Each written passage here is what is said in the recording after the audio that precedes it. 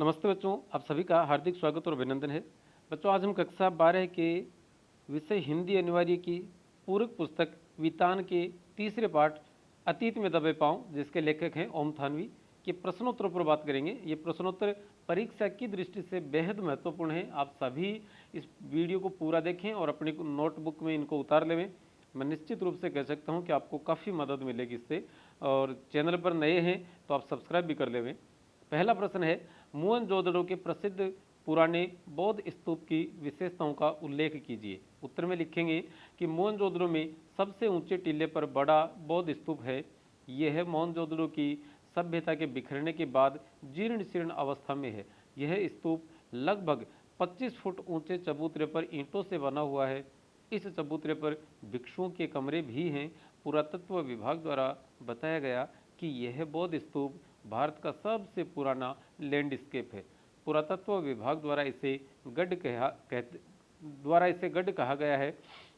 यह बौद्ध स्तूप सिंधु घाटी सभ्यता की वास्तुकला का एक उत्कृष्ट नमूना है। दूसरा नंबर है, ग्रिड प्लान किसे कहते हैं? आधुनिक शहर नियोजन में कौन से शहर ग्रिड शैली के शहर हैं? तो जिस शहर या नगर के नियोजन में वहाँ की सड़कों की बनावट सीधी व आड़ी होती है, वास्तुकार या वास्तुशास्त्री उस शैली को ग्रिड प्लान कहते हैं। ग्रिड प्लान की नगर नियोजन की मोहनजोदड़ो अनूठी मिसाल है। वर्तमान में ब्रासीलिया, चंडीगढ़ और इस्लामाबाद ग्रिड शैली पर बने हुए हैं। परकोटे के भीतर बसा हुआ जयपुर शहर भी इसी शैली से बसाया गया है। अगला प्रश्न है, मोहनजोदड़ो के प्रसिद्ध जलकुंड की विशेषताएं बताइए। तो मोहनजोदड़ो का प्रसिद्ध जल महाकुंड अद्वितीय सिद्ध वास्तुकला का अनुपम उदाहरण है। यह जलकुंड 40 फुट लंबा, 25 फुट चौड़ा व 7 फुट गहरा है।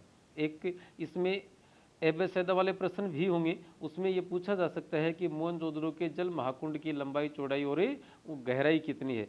तो 25 गुणा 7, 40 गुणा 25 गुणा 7 करेंगे आप। हो सकता है कोई एक गलत संख्या दे दें और उससे आपसे उत्तर पूछ लें। इसके दाईं तरफ साधुओं के कक्ष हैं और उत्तर की तरफ 2 पंक्तियों में 8 स्नान घर बने हुए हैं, जिनके द्वार एक दूसरे के सामने नहीं खुलते थे। महाकुंड की दीवारें मोटी और पक्की ईंटों से बनी थी। सिंधु घाटी सभ्यता साधन संपन्न थी, पर उसमें भव्यता का आडंबर नहीं था। कैसे? अथवा सिंधु घाटी सभ्यता लो प्रोफाइल सभ्यता थी। स्पष्ट कीजिए। तो सिंधु घाटी सभ्यता साधन संपन्न सभ्यता थी। प्रत्येक तरह के साधन इस सभ्यता में उपलब्ध थे। अधिकांश साधन होने के बावजूद भी इस सभ्यता में दिखावा या आडंबर नहीं था। मकान छोटे हैं, यहाँ न भव्य राजप्रासाद हैं, न मंदिर और न ही राजाओं और महंतों की समाधियाँ ही थीं। यहाँ प्राप्त मूर्तियाँ और औजार भी छोटे ही थे। नरेश के सिर का मुकुट भी छोटा था। यहाँ तक कि यहाँ से प्राप्त नावें भी एकदम छोटी ही मिली हैं। इस प्रकार हम कह सकते हैं कि सिंधु घाटी सभ्यता एक लो प्रोफाइल सभ्यता थी। आगे का प्रश्न है, मोहनजोदड़ो की सभ्यता का अभी तक इतना प्रसार या प्रचार प्रसार क्यों नहीं हो पाया है? तो इस सभ्यता के व्यापक प्रचार प्रसार न होने के संभावित कारण इस प्रकार से हैं कि इस सभ्यता में भव्यता की व्याख्या नहीं की गई है। यह सभ्यता पिछली सदी में ही दुनिया के सामने आई है और इसकी लिपि को अभी तक पढ़ा नहीं जा सका है। अंतिम, इस सभ्यता के बहुत से रहस्यों से पर्दा नहीं उठ पाया है। छठा प्रश्न है, मोहनजोदड़ो को देखते समय लेखक को किस स्थान की याद आई और क्यों? तो ये याद करेंगे आप तो ध्यान देंगे कि जैसलमेर जिले के एक गांव का उल्लेख वे करते हैं। तो लेखक ओम थानवी को मोहनजोदड़ो को देखते समय राजस्थान के जैसलमेर जिले की सीमा पर बसे पीले पत्थरों के घर वाले गांव कुलधरा की याद आई। जिस प्रकार आज मोहनजोदड़ो वीरान एवं खंडहर बन चुका है, उसी प्रकार कुलधरा गांव भी वीरान और होकर खंडहर में तब्दील हो चुका है। कोई 150 वर्ष पहले गांव वालों का वहां के राजा से विवाद हो गया था। इस कारण वे रातों रात गांव छोड़कर चले गए थे। वर्तमान में मोहनजोदड़ो व कुलधरा दोनों ही खंडहर बने हुए हैं। इसी एक रूपता के कारण से, एक रूपता मतलब एक जैसे गुण होने के कारण से लेखक को कुलधरा की याद आई थी। मोहनजोदड़ो में रंगरेज का कारखाना भी था। टिप्पणी लिखिए। तो पश्चिम में गढ़ी के ठीक पीछे माधव स्वरूप वत्स के नाम पर वीएस हिस्सा है। यहाँ या हल्का है। यहाँ जमीन में ईंटों के गोल गड्ढे उभरे हुए मिले हैं। इससे अनुमान लगाया जाता है कि इनमें रंगाई के बड़े बर्तन रखे जाते थे। इन्हें लोग बड़े चाव से देखते थे। यहाँ 2 कतारों में 1 मंजिल वाले 16 मकान मिले हैं, जिनमें एक कतार मुख्य सड़क पर खुलती है जबकि दूसरी पीछे की छोटी सड़क पर। सभी घरों में स्नान घर बने हुए हैं। बाहर बस्ती में कुएं भी मिले हैं जो सामूहिक प्रयोग के लिए थे। इन मकानों को देखकर लगता है कि ये वहाँ काम करने वाले कर्मचारियों या कामगारों के घर रहे होंगे। 8वां प्रश्न है, पुरातत्ववेत्ताओं ने किस भवन को कॉलेज ऑफ प्रीस्टस कहा है और क्यों?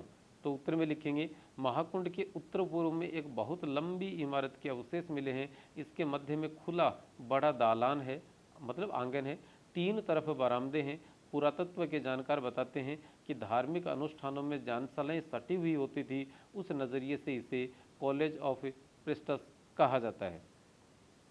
नागर भारत का सबसे पुराना लैंडस्केप किसे कहते हैं? तो ये हालांकि पहले प्रश्न के जवाब में आ गया, फिर भी हम दोबारा लिखेंगे क्योंकि लघुतरात्मक प्रश्न भी बोर्ड की परीक्षा में पूछे जाने वाले हैं।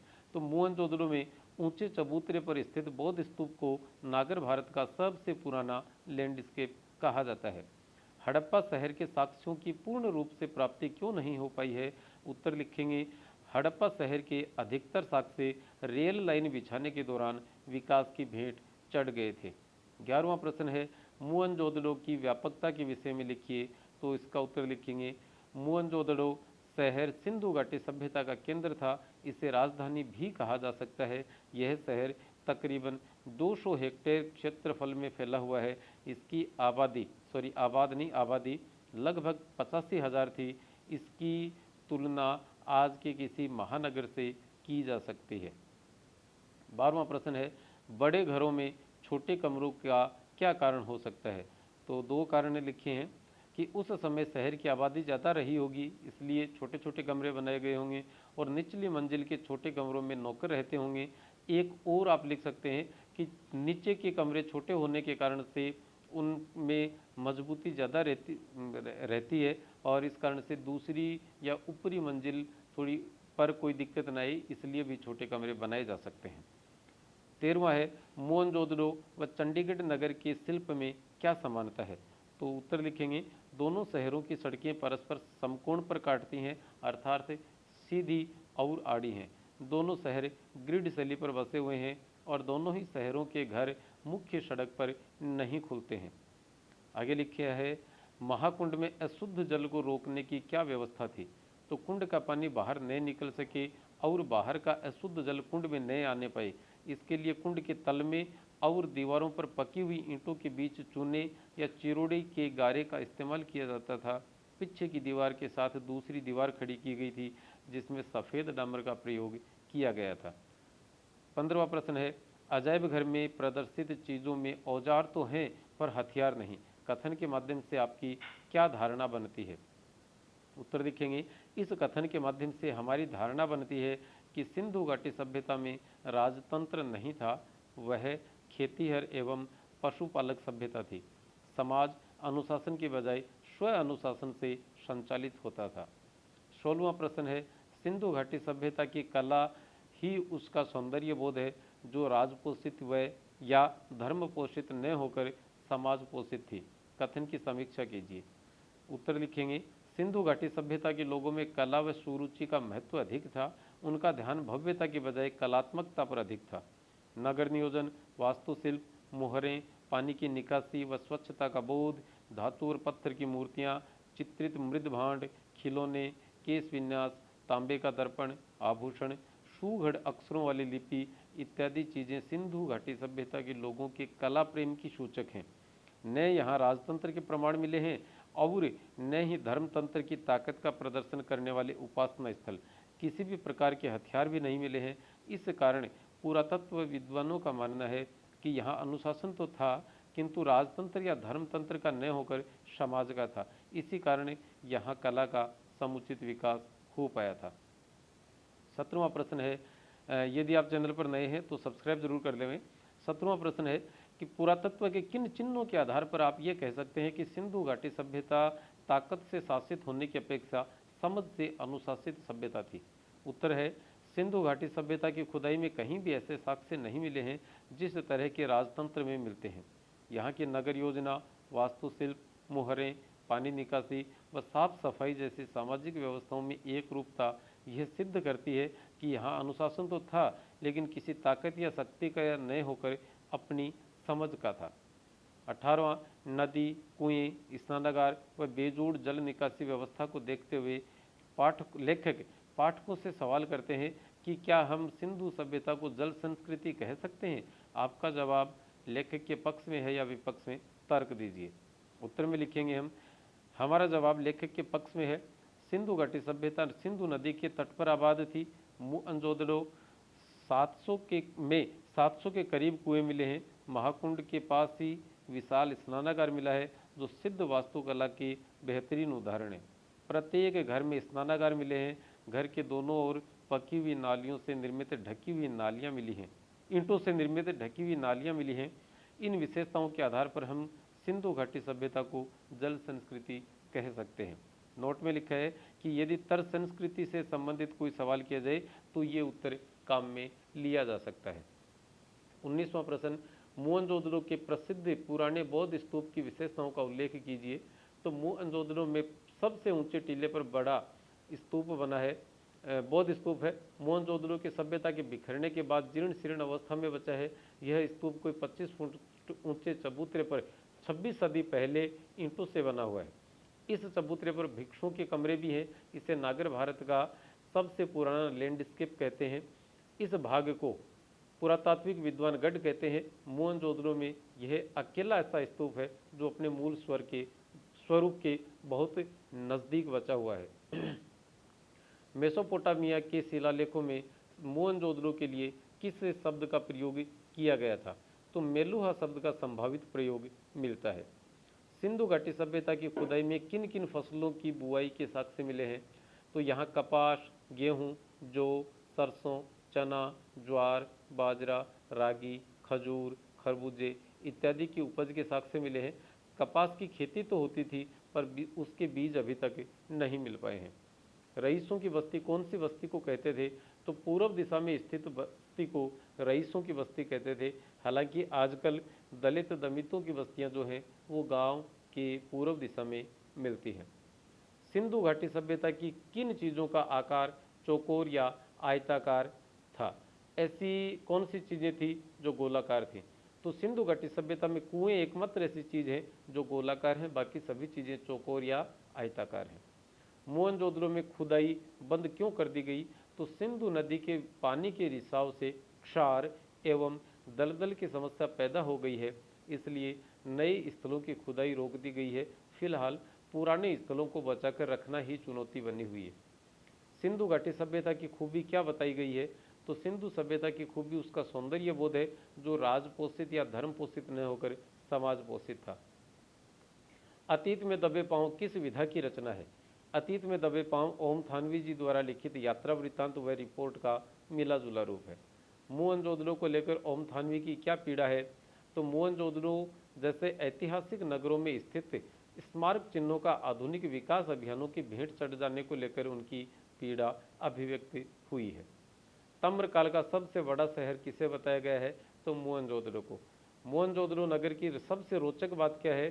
तो पूरा मोहनजोदड़ो नगर छोटे मोटे टीलों पर बसा हुआ था। ये टीले प्राकृतिक नहीं थे, बल्कि कच्ची पक्की ईंटों से जमीन की सतह को थोड़ा ऊपर उठाया गया था, ताकि सिंधु नदी में पानी की आवक ज़्यादा होने पर उससे बचा जा सके। मोहनजोदड़ो से प्राप्त होने वाली दो खास मूर्तियों का उल्लेख कीजिए। तो डीके हल्के से प्राप्त याजक नरेश की मूर्ति और HR हल्के से प्राप्त नर्तकी की मूर्ति वर्तमान में दिल्ली की राष्ट्रीय संग्रहालय में संरक्षित की हुई है। नर्तकी की मूर्ति के विषय में मार्टिमर व्हीलर ने क्या लिखा है या क्या कहा है? तो नर्तकी की मूर्ति के विषय में मार्टिमर व्हीलर ने कहा है कि इसके जोड़ अर्थात बराबरी की दूसरी चीज शायद ही होगी। सिंधु सभ्यता के घरों की विशेषताओं का उल्लेख कीजिए। तो यहाँ के घरों की दीवारें ऊंची व मोटी थीं। मोटी दीवार से अनुमान लगाया गया कि शायद दूसरी मंजिल भी रही होगी। कुछ दीवारों में छेद भी है जो सहतीरों के लिए रखे गए लगते हैं।